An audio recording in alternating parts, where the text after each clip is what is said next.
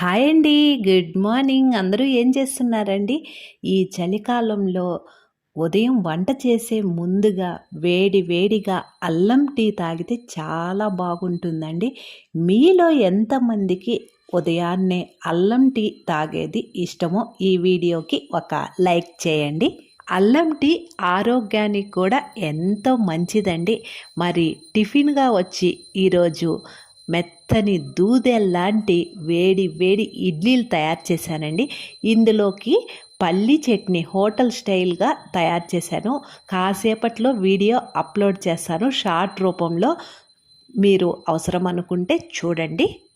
పల్లీ చట్నీ అంటే ఉట్టి పల్లీలే వేసి చేస్తే చట్నీ అనేది రుచిగా రాదండి. కొన్ని కలిపి చేసినందువలన చట్నీ అనేది మంచి రుచిగా వస్తుంది. మరి మీరేం టిఫిన్ చేశారో కామెంట్ సెక్షన్లో తెలియచేయండి. మన శారదాస్ ఛానల్ ఫస్ట్ టైం చూస్తుంటే మర్చిపోకుండా సబ్స్క్రైబ్ చేసుకోండి. లంచ్ బాక్స్కి వచ్చి పల్చగా పప్పుల్స్ చేశాను. సూపర్గా ఉంటుందండి.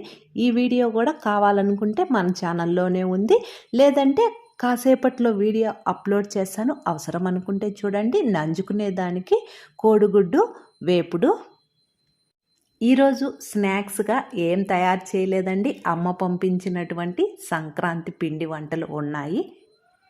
ఈ పిండి వంటల్లో ఏది మీకు ఇష్టమో కామెంట్ సెక్షన్లో తెలియచేయండి. పిండి వంటలతో పాటు అంటే ఈ సంవత్సరము మేము అమ్మ వాళ్ళ ఊరికి వెళ్ళలేదండి. పిండి వంటలతో పాటు పండక్కి బట్టలు తీసుకోమని డబ్బులు కూడా ఇచ్చిందండి. ఆ డబ్బులతో నేను ఏం చేశానో నెక్స్ట్ వీడియో అప్లోడ్ చేస్తాను చూడండి. Thank you.